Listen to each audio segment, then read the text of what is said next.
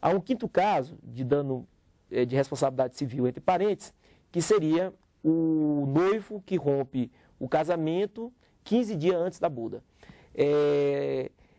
As bodas foram marcadas, todo o casamento preparado, os convites distribuídos, a festa contratada, a banda contratada, docinhos, etc, etc. E 15 dias antes do casamento, sem nenhuma justificativa, o marido rompe esse casamento. Então a noiva entra com ação e consegue uma indenização não apenas pelos danos morais, porque pelos danos morais nós sabemos que sim, teria direito, mas pelos danos morais.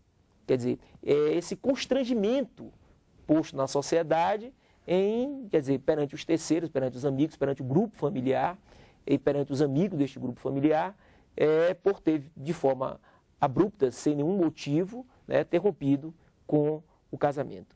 O sexto caso é da ex-mulher contra o ex-marido.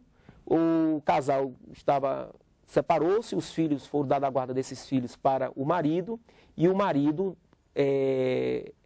nega o direito de visita à mãe. Então, esta mãe, além de entrar com ação para pedir o direito de visitar os filhos, cumula com uma ação por danos morais, alegando que ali haveria uma violação ao dever de visita. Esse dever de visita como interesse não econômico desta mãe, mas merecedor de tutela e, portanto, o dinheiro aí para compensar essa violação, a esse dano moral sofrido por esta mãe.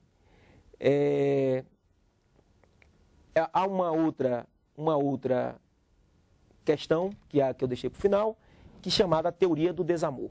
A teoria do desamor surge no Brasil no caso em que o filho de pais separados propõe uma ação contra o pai, alegando: meu pai, o senhor separou-se da minha mãe, me deixou muito cedo, o senhor sempre me pagou alimentos, mas acontece o seguinte: o senhor nunca me acompanhou a uma festinha, o senhor nunca foi me ver jogar no time, o senhor nunca me acompanhou, nunca esteve presente em nenhum momento da minha vida. E essa sua ausência me gerou um dano, e eu quero, portanto, ser indenizado. Então, é um caso concreto, julgado no estado de Minas Gerais, no interior de Minas Gerais, não me lembro qual a cidade, mas o certo foi que o juiz de primeiro grau negou a ação. Disse que não havia, o amor não era passível de indenização. O Tribunal de Justiça mineiro proveu o recurso e mandou condenar o pai por violação ao amor, a falta de amor, por isso que chama teoria do desamor, mandou indenizar em R$70 mil. Veja, nós não estamos falando de alimentos. O pai pagou pontualmente todos os alimentos do filho. O fundamento aqui foi a não assistência ao filho durante a sua vida. Este filho cresceu e nunca teve a companhia do pai. Então, o filho cresceu com a mãe sem a companhia do pai. E aí, este caso chega ao Superior Tribunal de Justiça. E o Superior Tribunal de Justiça, por maioria, entendeu que o amor não é passível de indenização. No nosso sentir, a decisão não está compatível com o sistema jurídico brasileiro, sobretudo porque o fundamento que se utiliza é que o dano moral puro, o dinheiro, seria o ministro, senhora, que faz uma pergunta: bem, e nós vamos precificar o amor? E quanto é que vale o amor? Aí nós vamos dizer: um amor vai valer 100, um amor vai valer 200? Então, quem somos nós para dizer o amor? Não. Se alguém faltou com amor com o filho, este filho já tem uma tutela. Qual é? A perda do pátrio poder. Então, se esse filho se sente prejudicado, se esse filho se sente violado, ele que peça em juízo, destitua seu pai do pátrio poder. Então, seria a consequência já prevista no ordenamento jurídico. Portanto, mas o fundamento do papel do dinheiro, dizendo que o dinheiro não poderia pagar o amor.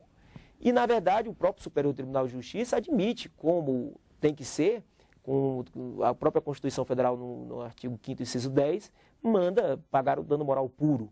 Então, no nosso sentir, não tem o fundamento utilizado no julgamento, no caso da teoria do desamor, não seria de todo conforme o sistema jurídico brasileiro, porque o amor, enquanto tal, não é que seja passível de indenização ou não, a questão não é essa.